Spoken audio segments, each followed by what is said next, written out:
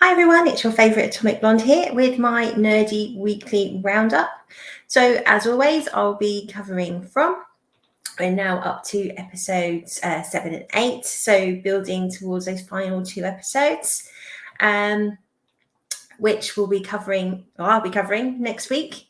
Hopefully we get a 3 for 3 in terms of season finales and good landings. We'll have to wait and see. But the story has built over these next 2 episodes, I'm pleased to report.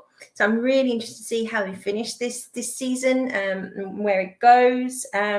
Hopefully, like I say, it doesn't go off a cliff, as I'm a sucker for these shows, unfortunately, and they very rarely deliver. But 7 and 8, I'm pleased to say, were good. So we start with at Colony House. There's an anniversary party for Fatima.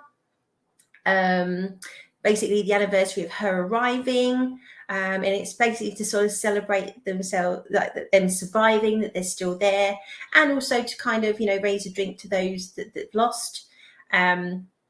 Most people treat this as a celebration. We see Ellis, who's Boyd's son, sort of struggling with this, and pretty much from the get-go, he's drinking. From the start, he's obviously really struggling because we know he's lost his mum. We don't know the circumstances yet, and we just know that obviously this has caused a rift with his father. So all this planning's going on. They're preparing for the party. Then we see, obviously, we've got Kevin, who was introduced last week with this sort of infatuation with one of these creatures, who we learn her name is Jasmine. So he's still in the sort of bathroom. She's outside the window. And she's asking to be let in.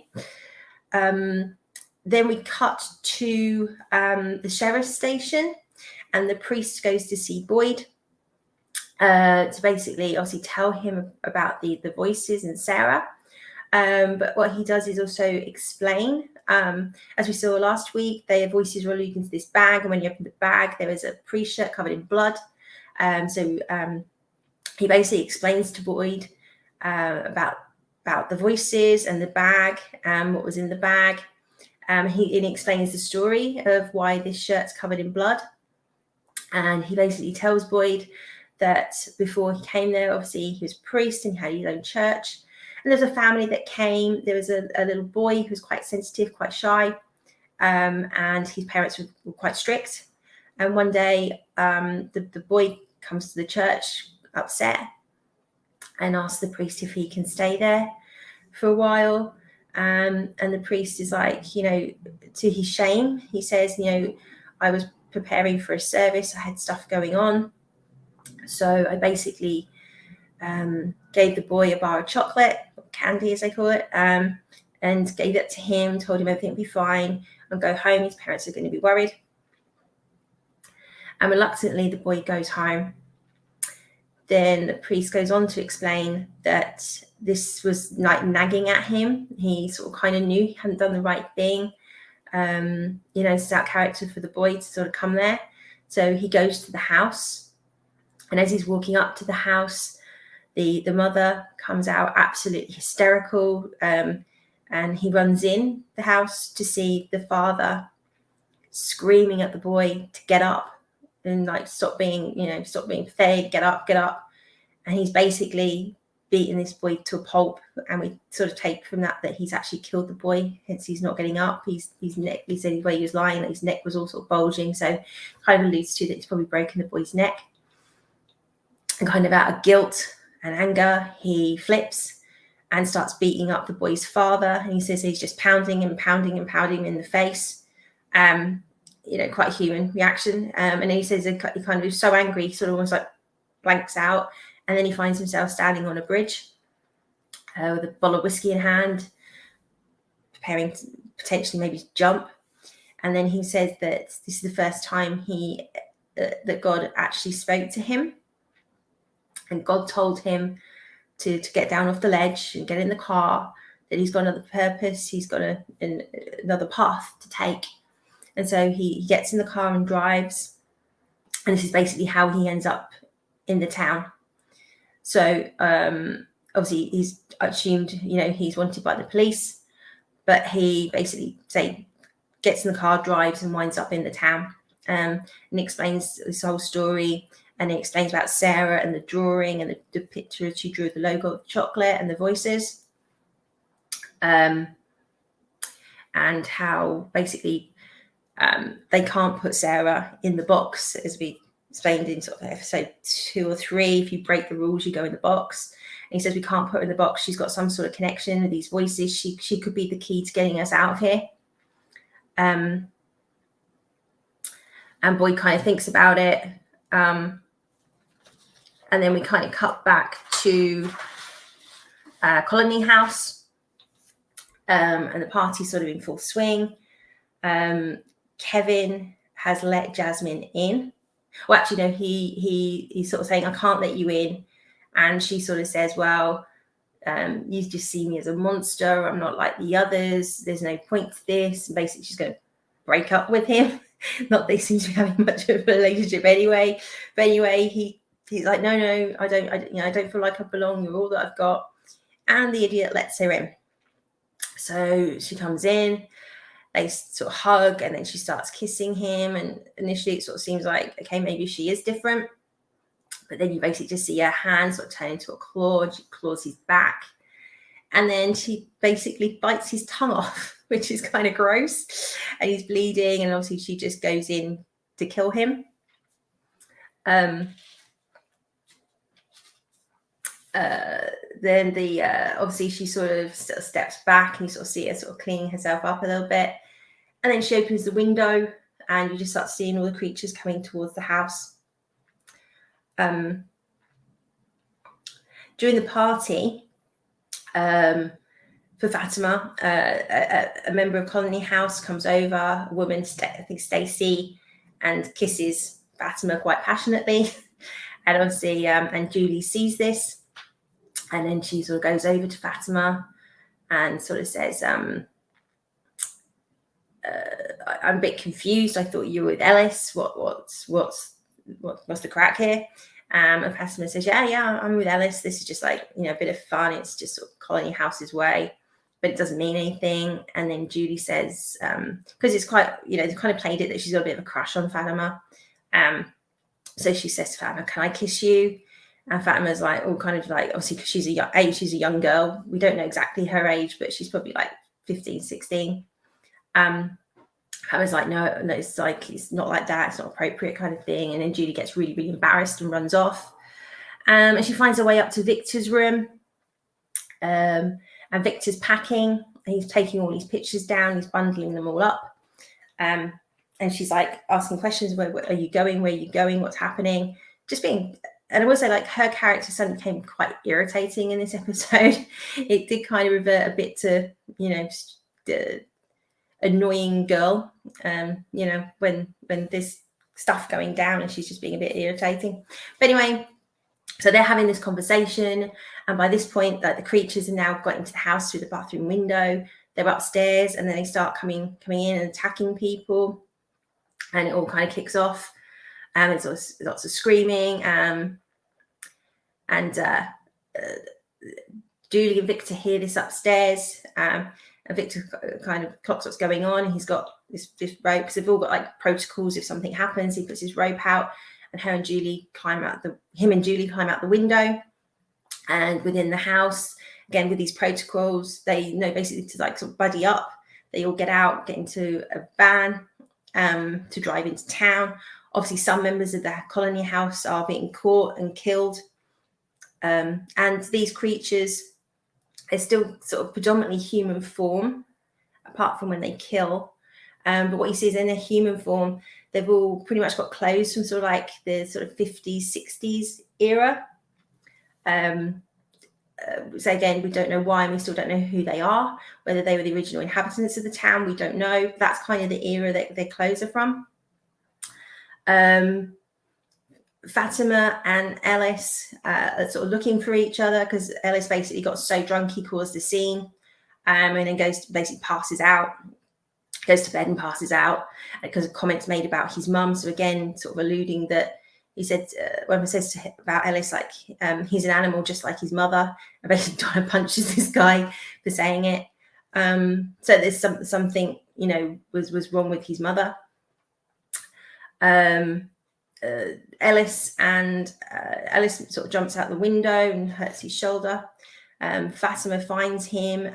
The van has already gone to town because they can't hang around there to stick to the protocols. And Fatima has an idea. They run back into the house and manage to lock themselves in a room that has a talisman. And obviously they can't come into the room, and that basically saves their lives. The van arrives in town and sort of beeping the horn and pulls up outside the sheriff's station.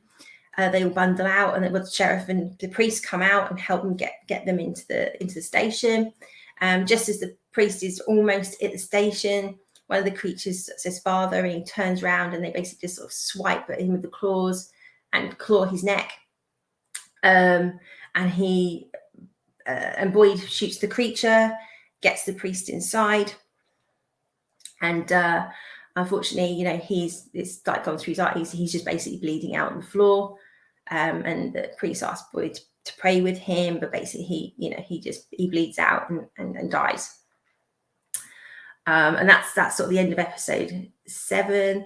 The other thing, two sort of side plots in episode 7 is with Jade and Jim.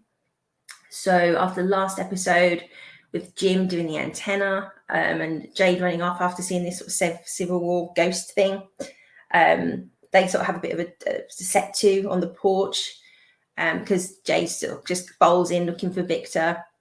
He heard that he was with Julie, and Julie's gone back to her parents' house. And they have an argument on the porch, and he basically tells him that I managed to get, we basically got static, that we managed to get some sort of signal, but it's just static. And they both agree they need a bigger antenna.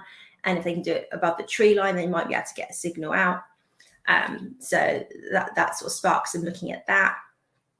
And Jade is still drawing this symbol that he's got in his head, and he's just drawing it over and over and over again in his journal or any bit of paper he can get his hands on.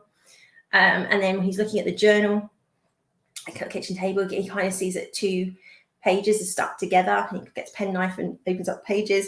A Polaroid falls out, and the Polaroid is a picture of, we assume, the owner of the journal, because he's like holding this journal, and in the background is a young boy with his lunchbox, so we know it's Victor.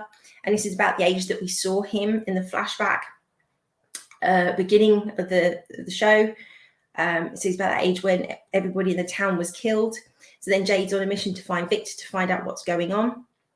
And the way Julie got away was when they basically, her and Victor climb out of the colony house. Julie's like, we need to head into town with the others. But Victor sees a little boy in white who's sort of calling them into the woods. And Victor's like, no, we've got to go into the woods. You need to trust me. So, and so Julie's like really annoying and sort of going, oh, what are you doing? Why are we going there? And like, just bloody run. You've got these creatures behind you. Stop being a div. So they go into the wood and follow the boy. And in a previous episode, which I think I forgot to mention, because it didn't really go anywhere, but it's been brought back up, are these certain trees, and they're called faraway trees. And they're the trees, and they're kind of like hollow. They have the hollow openings. And basically, what happened was Victor dropped a rock in the tree, which obviously goes down. But then a bit further away, the rock falls from the sky and lands on the floor. And he sort of explained this to Ethan, that you can go into these trees and you come out at different points. So he basically gets Julie into the tree, and he says, I'm right behind you. And Julie goes into the tree, and then she comes out in a cellar somewhere in the town. So that's how she escaped. And then the next morning she goes to her parents and relays this story. And Ethan tells them about the faraway trees and how they all go to different places. And they're also still digging this hole in the basement to try and find out where the power's coming from, because they need the power for the antenna. So that was episode 7. So just a couple of little sub points that really sort of, so in episode 8, this starts with the sheriff packing, because he's got this plan to go out to the woods and take Sarah with him to try and find a way out. So he's packing. Kenny, the deputy, says to Boyd, he needs to go reassure the people. There's a bit of, obviously they're scared after the attack at Colony House. And basically Boyd doesn't react particularly well. And he's like, well, I've told you, you've got to step up. This is going to be your job. I'm going to be gone. You need to start dealing with this stuff," and just sort of walks off and basically goes to Sarah.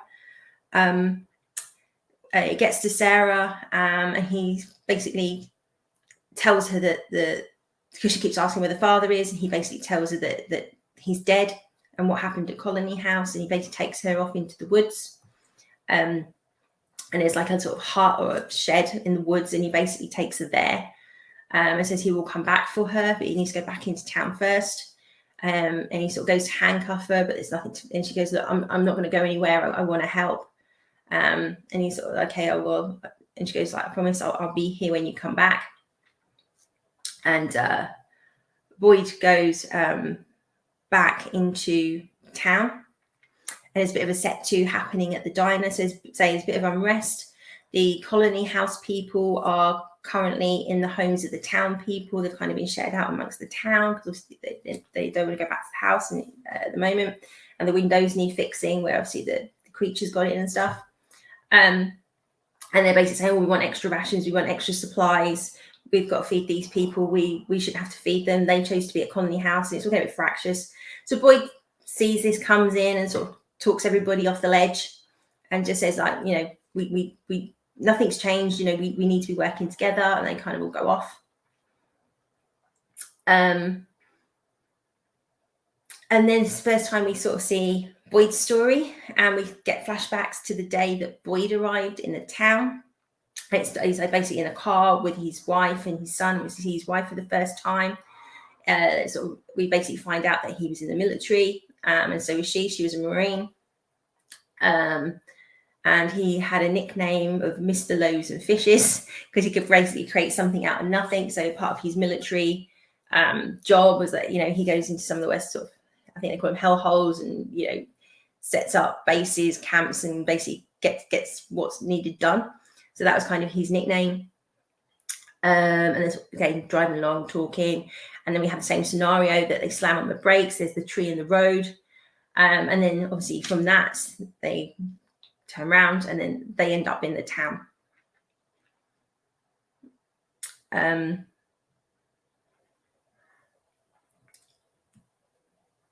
So we then go back to now in the town, and Jim and Jade are basically going around trying to find stuff or build a plan to build this antenna. They go to Donna at Colony House and kind of runs their heads up the house and ask her whether they can build the antenna on the roof of Colony, because Colony is like on this hill. It's like the highest viewpoint. And which she agrees to. And they're like, "Really? Like, are you okay with that?" And she's just like, "Look, we lost 14 people yesterday." And she's literally going around picking up body parts off the floor and chucking them in a wheelbarrow to bury them.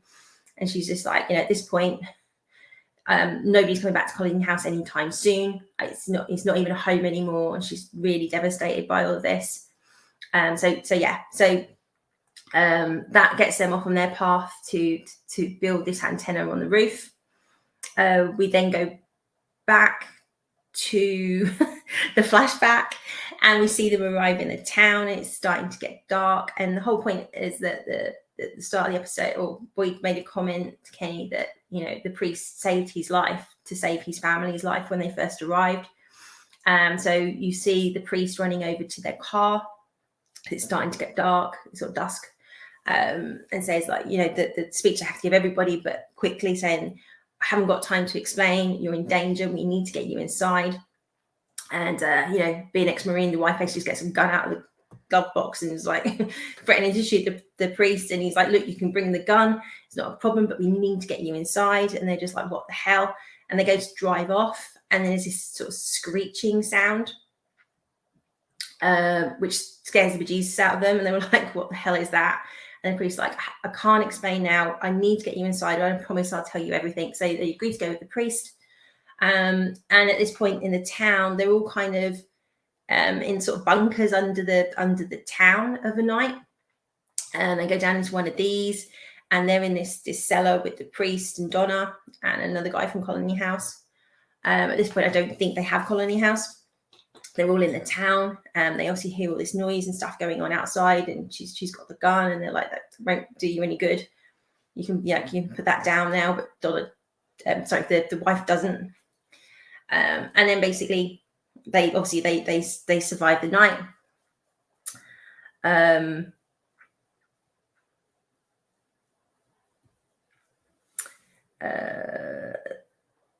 So they come out the next morning, and he sees all these people coming out of these bunkers in the ground, and then there's like dead bodies on the street, and they're like, what the hell's going on here? So the priest takes them to the diner and kind of gives them the story.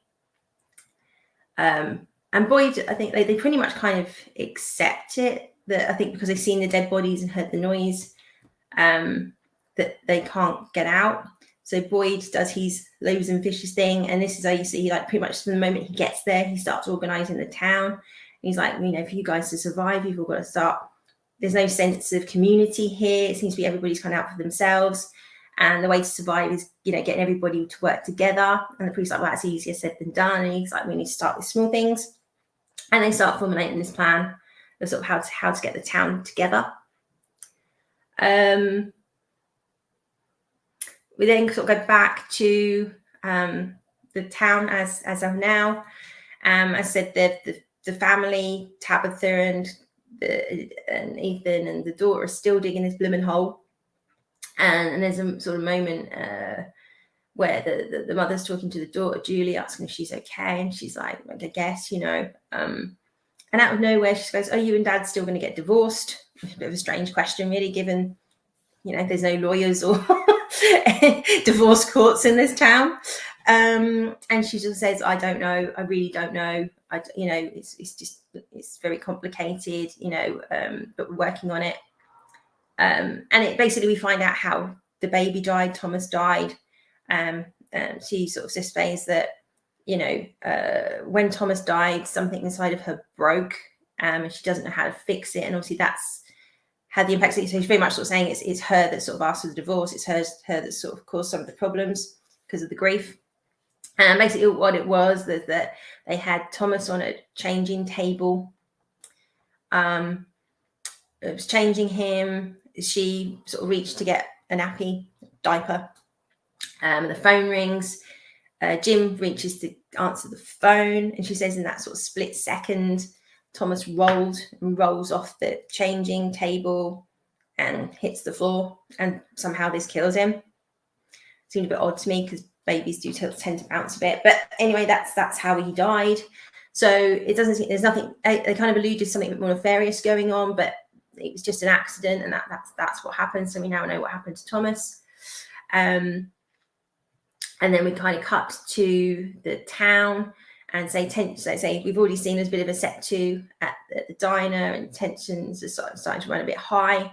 And Kenny basically has a conversation with Boyd, because Boyd's obviously come back from the shed, and Sarah, and basically says to Kenny he's not going to go. Think that he's needed in the town. Everything's kind of on the cusp of falling apart, and he needs to be there. And Kenny turns around and says, no, you've got to go. It's like, you told me I need to step up. I'm going to step up. Really, nothing's changed. We're still running out of time.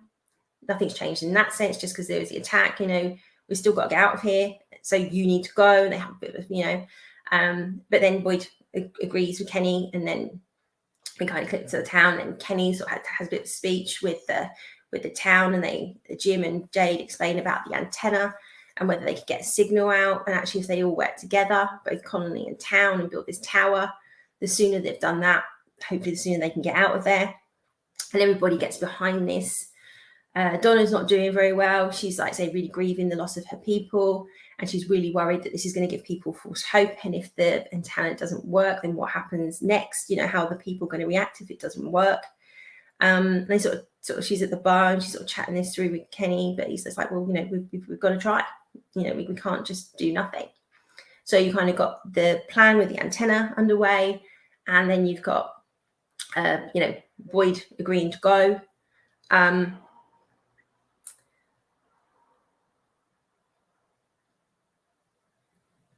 So we then see Boyd go to the hospital where Ellis is after he's fallen the attack to say goodbye to his son.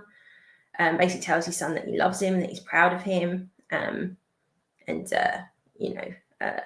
hopefully he's determined to come back, but just in case, he wanted to sort of clear the air with his son. And his son is just nasty to him, basically. He knows his dad might not come back, his dad might get killed, and he's not having a bar of it, and he's just a bit of an idiot about it all. And then we see the flashback of what happened on that day. So Boyd had been exploring the area, and he found like goat and some chickens. And they were like, where the hell did you find those? He's like, about half a mile away. I'm sort of investigating the woods and stuff.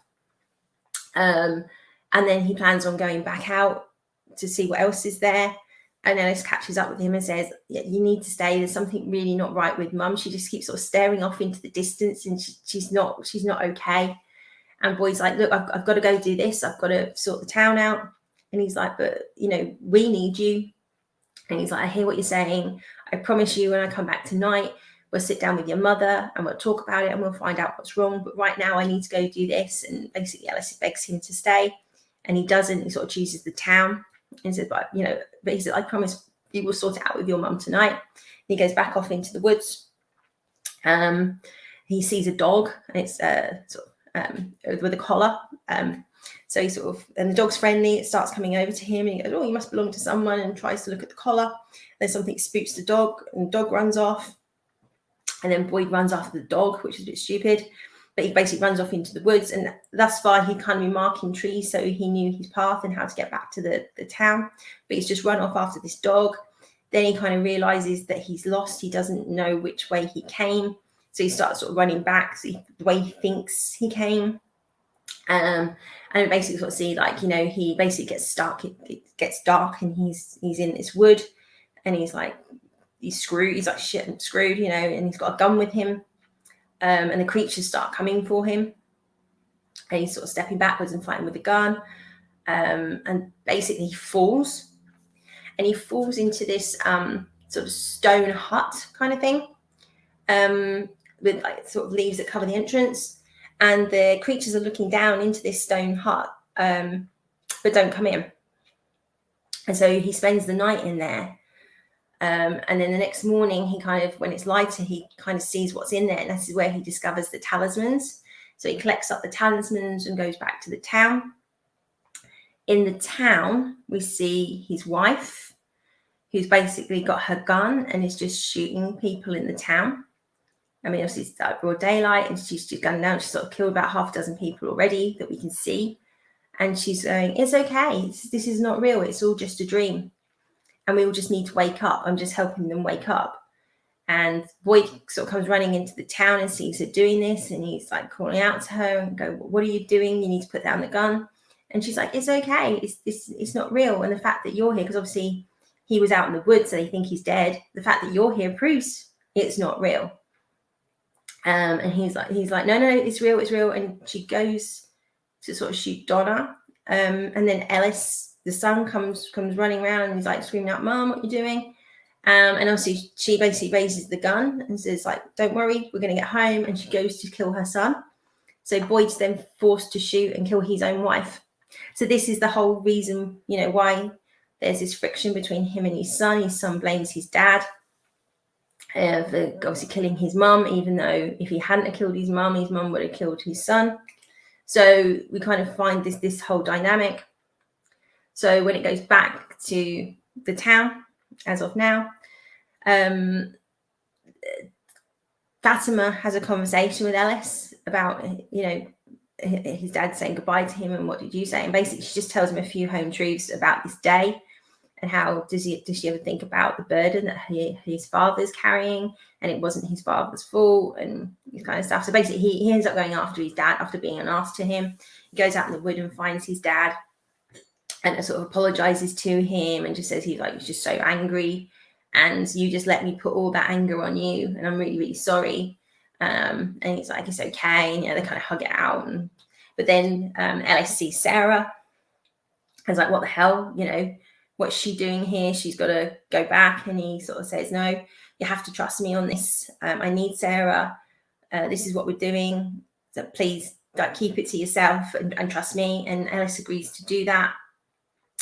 And then he goes back to the town, and then we see Boyd and Sarah going off into the woods.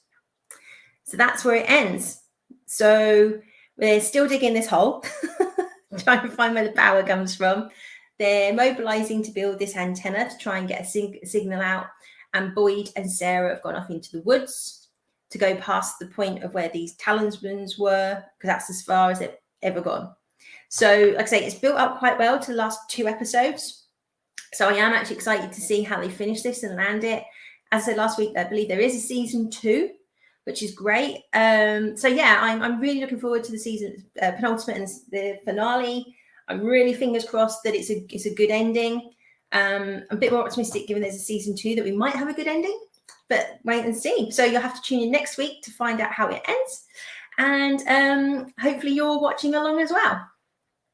So what else did I watch this week? So we had a surprise from Netflix, and they dropped another 2 episodes of The Sandman. As I explained in my Sandman video, there's sort of 4 standalone stories after where the season 1 ended. And there's standalone different stories that involve Dream. Which, to be honest, I didn't, it didn't appear they were going to make these. But they've done two additional stories out of the ones that they obviously went in episode 1. One's Dream of a Thousand Cats, which I absolutely love this story. I love the source material, the Audible version of it. I was really excited to see that we're going to make this, because it's just so different to what we've seen in season 1. It's like a very different pace and type of story.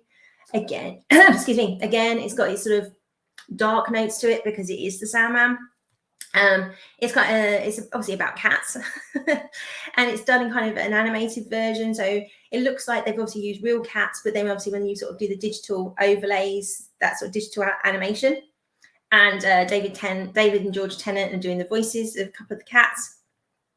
And basically, it's a story about. So it starts with, there's like a little kitten, it's just recently bought obviously by its owners, and they go off to bed. And then the kitten looks up and there's a big cat outside, and he says, "Are you coming?" And she's like, "Yeah, but I don't know how to get out." And the cat tells her that there's a window open upstairs in the bathroom and she can get out through the window. And she gets out, and they basically relaying that they're going to go see this cat, this sort of almost like mythical cat, that travels the world speaking to other cats and telling her story.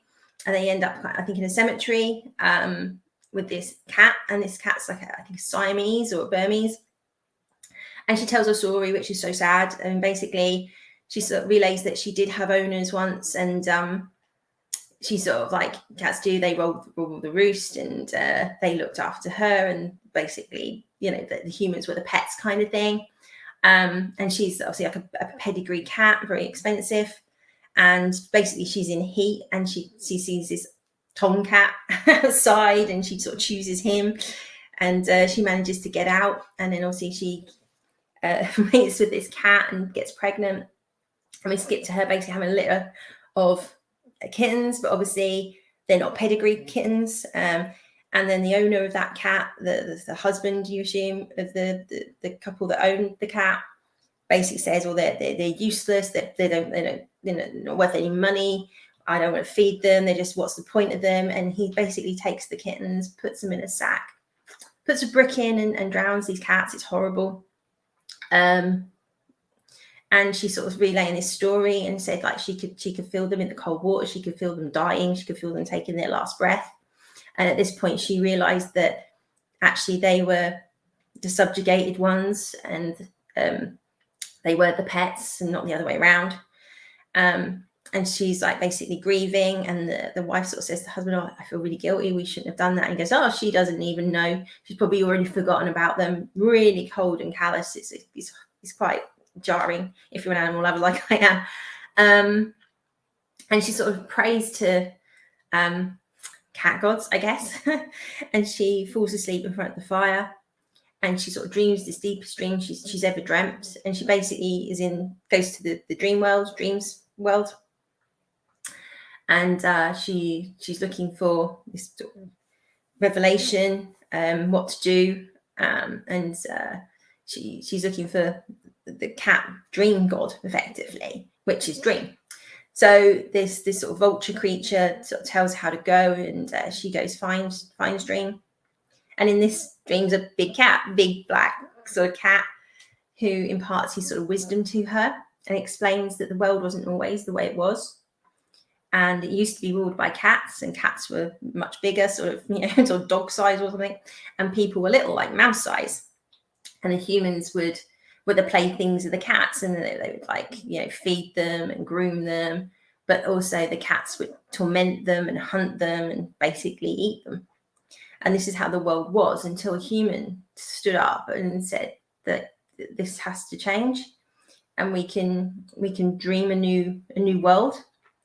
And it's like 1,000 humans all dreamed this dream and recreated the world as it is now, and that's how it's always been. Like, the cat world never existed, so cats became pets, and at the whim of humans and hunted by humans.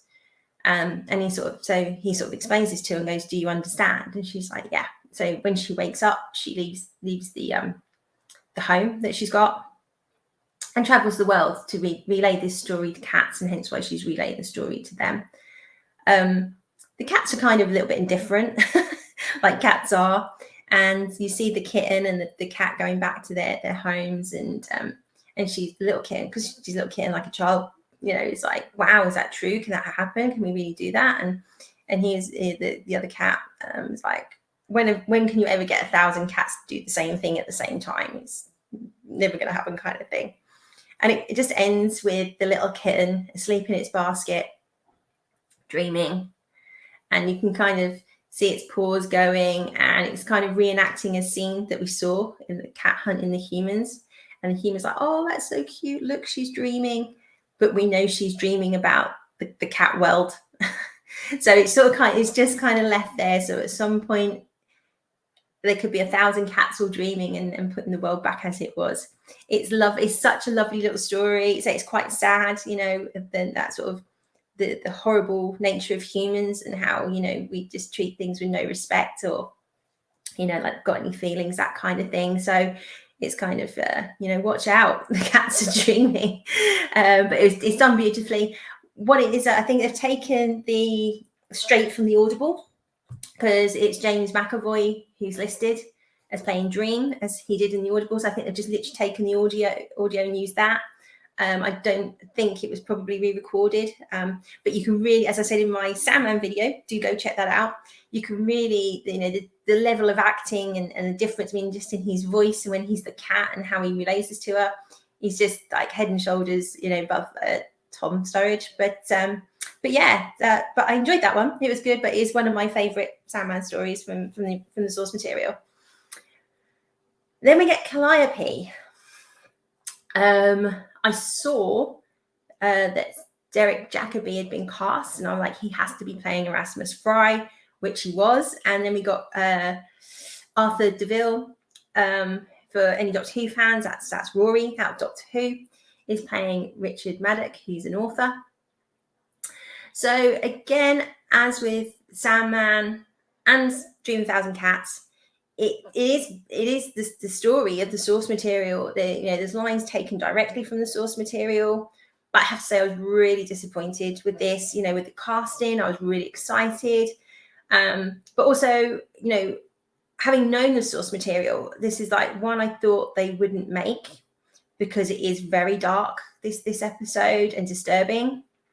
But they have made it, but then they've kind of stripped out what made it so disturbing. So for me, this didn't really work. I think if you don't know the source material, you'd probably watch it and enjoy it, because it is a good story and the acting's really good. Derek Jacobi, you're not going to get a duff performance. But because the layer of darkness that is in this is really, as I said, like in my other video, it's Sandman Light. It really is, especially this one. So this didn't really work for me so much, because I think you need that layer of darkness to really empathize with the character. So anyway, it's basically, you start with this Richard Maddock, he's doing like a lecture on, you know, writing and how to write and things like that. He's had a successful first book, and he's trying to write his second book.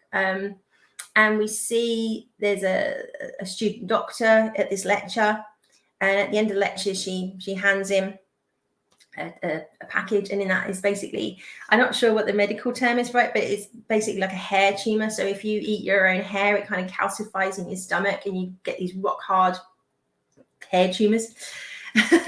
So she gives that to Richard, and we see Richard going to and she's a big fan of his, and he signs a book for her and that kind of thing. So that evening he goes to Erasmus Fry's house, Derek Jacobi, and he gives, and for whatever reason Derek Jacobi's asked for this tumor thing, and he's given it to him, apparently that in certain circles and cult and things they're very valuable. And he basically gives him this, and Erasmus explains that because he used to be a successful playwright and author when he was younger, and he was able to do that by basically he captures a muse and imprisons a muse, because there's a way to do it, and she's bound by it, so she can't escape. So he's basically agreeing to give Richard this muse so he can write his second book. And this is where it sort of diverges, and the sort of darkness is taken out. I mean, he's a vile man, Erasmus, and you know, he's explaining how he's caught this muse and how she's not even human, and he doesn't treat her like a human being. Again, doesn't treat her like she's got any feelings or anything like that. He's quite vulgar towards her. And in the source material, you basically find she's in prison, she's locked up. She's like bound, she's naked, and he just keeps her naked. She's like frail, thin. And in the source material, he sort of says to her, like, oh, you've brought some clothes. And he's like, clothes, what for? And obviously you find that he basically just keeps her naked. You go, oh, it doesn't matter, I'll give you a coat and you can use that.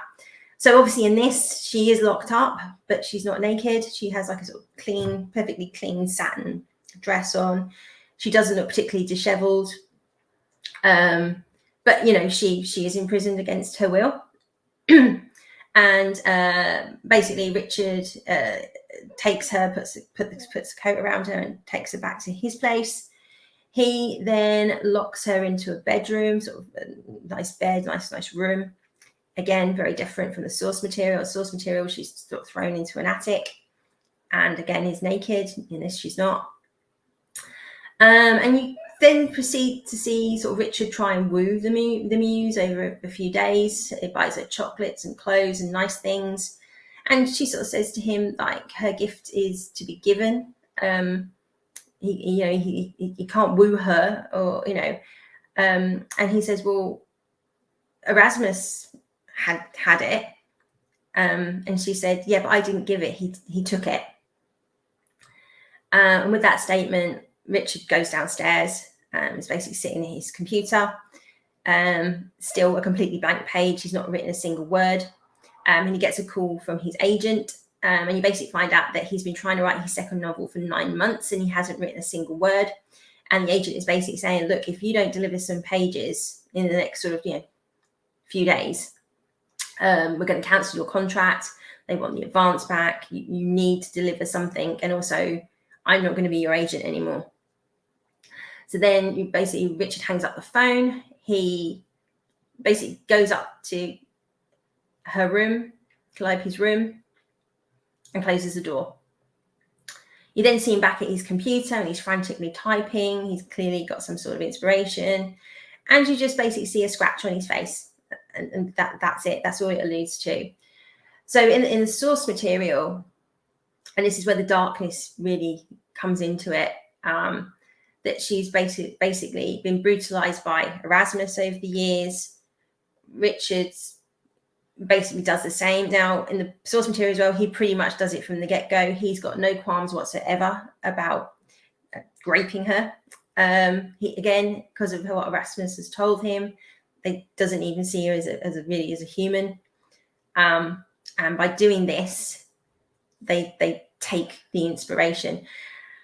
And like this really, I mean, other than the scratch on his face, that you kind of, it hints that something's gone on, but it's not really clear. I didn't think the severity of what Richard has done, and they do try and portray Richard as a bit of a softer character, sort of almost like a nice guy, whereas in the source material he just say from the get-go he had no qualms at all.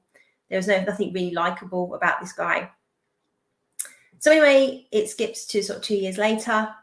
He's had a successful second book, I think potentially third book, and there's like a party happening. I think he's been nominated for like Pulitzer Prize or Booker Prize or something like that. And everybody here sort of hearing talking about how great his books are and how they cross genres, and they, he's just got this style that's his own. And while this party's going on, you basically Calliope sort of prays to the goddesses and like the fates for help, and the fates arrive, and they basically say, we can't help you. You were stupid enough to get bound to a human, sort of fair and square. That's the rules. We can't help you escape. And most of the gods now have either died or they have no power over the human world. Dream, Orpheus's name is mentioned, and basically you find out that they had a relationship and they had a son, Orpheus. Orpheus obviously died in the underworld, so they had a really nasty breakup and they hate each other and they didn't speak. And she's basically saying, I wouldn't have help from him anyway. And they said, well, he can't help you because at this point he's still imprisoned. Ella, season 1, episode 1. So they leave. She's trapped. And it goes back to the party. And there's a bit where it is in the source material, and basically a woman in the source material says to Richard, at this point he's now gone to Rick Maddox because he thinks it looks cooler. There aren't enough strong women in literature, and he makes a comment that he considers himself a feminist writer. And that's it. It's just kind of a bit of a throwaway comment, but also, he's talking about being a feminist writer when he's got a woman locked up in his house who he's brutalizing on a regular basis. So the sort of dichotomy of, saying he's a feminist writer, but treating this muse the way he is. But like I say, it's just a bit of a sort of throwaway comment in the source material. They really kind of labor this, and they sort of change the wording slightly to say, there's not enough strong women in literature. Even women's writers aren't writing good female characters, kind of things. It's just a little bit cringe, a little bit eye-rolly. It's a bit like, I just felt the scene was just a little bit over-laboured. That was just my personal opinion. But it gets worse. So then skip to another 2 years. It's now 2022. In the source material, this is all happening in the 80s. So anyway, he's on the phone. And you basically find out that a movie studio's bought options to his book, and they're going to make it into a movie. And he's on the phone talking about going to LA. And when he's on the phone, this is so cringe, he basically makes a comment to the producer, sort of saying, yeah, we've got to have 50% women and 50% diversity and 50% this and blah, blah, blah, blah, blah. It's just like proper cringe. And he hangs up the phone and he's talking to her, saying that, well, if I don't get this in now and in writing, they'll back out when we come to cast it and this kind of thing. And he's just talking to her like, yeah, we're going to go to LA and we've got a private jet so I can get you there really easily. It's not going to be a problem. And she's like, yeah, we might even stay there. And she's like, what are you on it? Like they're in some sort of relationship or something. And then he gets another phone call. He walks out the room. Goes into another room, and he's left the door open, and she goes downstairs. She finds a piece of paper and basically writes Dream's name on it, Morpheus, and is sort of saying he's doing some sort of spell. And Rick comes down, catches her, asks her about the name, and she's saying, he used to be my husband. And he's like, basically, no one's coming to get you, and he just screws up the paper and throws it on the fire. We then sort of see him having at the house, a journalist is there to interview him. Again, in the source material, this kind of happened in a studio, like a one show set up. He's in a studio, being interviewed, but this happens in his house. And during this interview, he basically finds out that Erasmus died 2 years before. And Erasmus had a favorite book of his that he basically asked Rick that if he becomes successful and he has any sway, could he get this book republished? Which obviously he didn't do because he really doesn't care. And he's sort of thrown a bit by the fact that Erasmus is dead, but it's like he just moves on. He's so shallow. He's really, really not bothered. We then see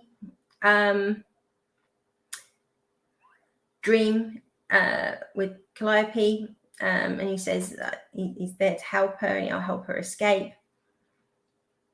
And then sort of cuts to Richard coming back. He's like the next day or something. He come back into the house and Dream's there, and he's like, what the F are you doing in my house? Quite a normal reaction.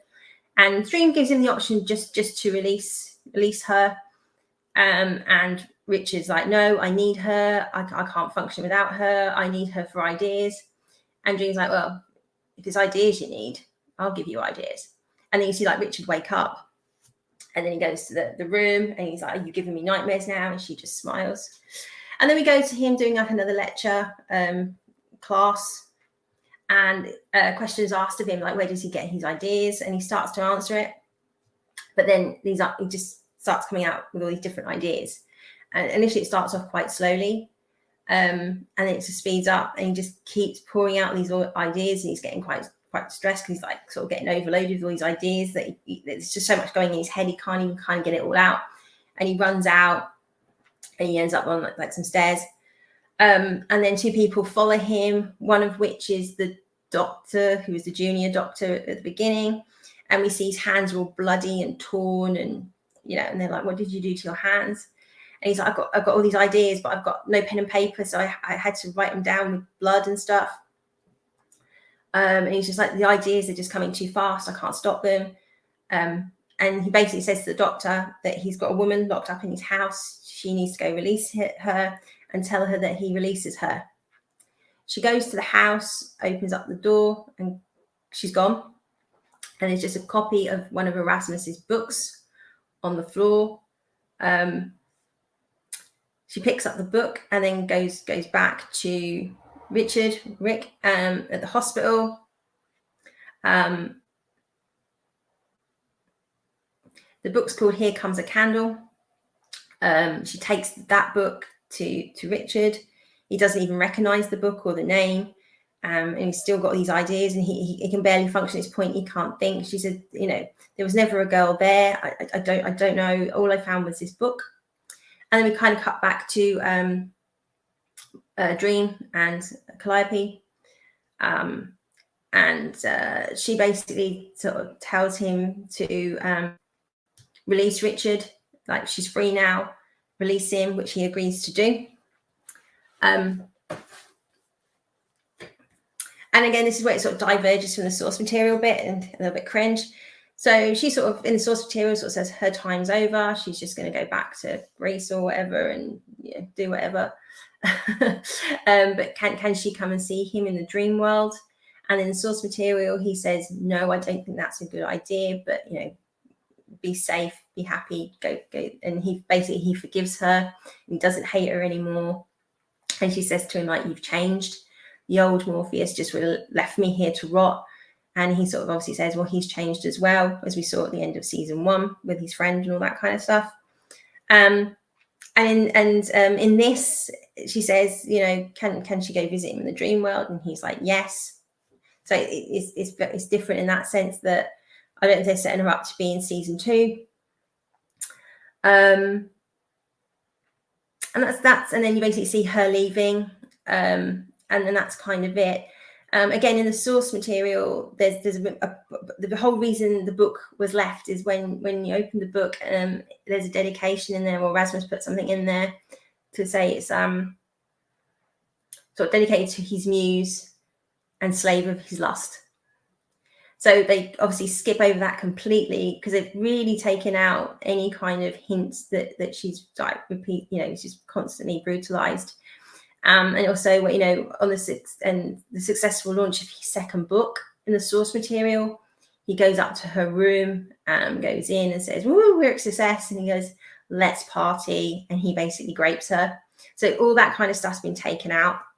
And as I said, I don't think anybody wants to see that happening to a woman on screen. I don't think that should have been shown. But I think it could have been handled differently. And I think you do need to understand how horrifically they treated her for the story to have a bit more gravitas to it. And like I say, for me, it didn't really work because you don't see that level of shallowness, that the depths that these men went to just to be successful and to be famous. You just kind of get that they've basically got a woman locked in a room who's being held hostage, and she's not treated very well. So it doesn't quite gel for me. I was disappointed with this episode. Again, it's very much Sandman light. I say, I think if you don't know the source material, you'll probably enjoy it. Nothing wrong with the acting, nothing wrong with the people in it, but just how she's portrayed. She's very prim, she's clean, she's pristine, whereas obviously she's been abused, starved, those kind of things. So for me, say it didn't work, but do check it out. Also go check out my full Sandman review on the channel. Probably you could watch it before or after, because I did say these are standalone episodes, so you don't need to know particularly what happened in season 1 to enjoy these 2 standalones. So whether we'll get any more, because there's still two more stories that haven't been made, or whether they'll just skip to volume 2 for season 2, remains to be seen. So anyway, that was Sandman. So the other amazing show that was launched this week was She-Hulk. Oh my days. I have got a full review on the channel, so do go review to see what I thought in depth. But needless to say, it was poor. It was cringe. I really wasn't impressed. It makes my blood boil the way women are written in these shows. I mean, she's obnoxious. She can't be told anything. She's better than men. She doesn't need Bruce. She belittles him and humiliates him. It's just awful.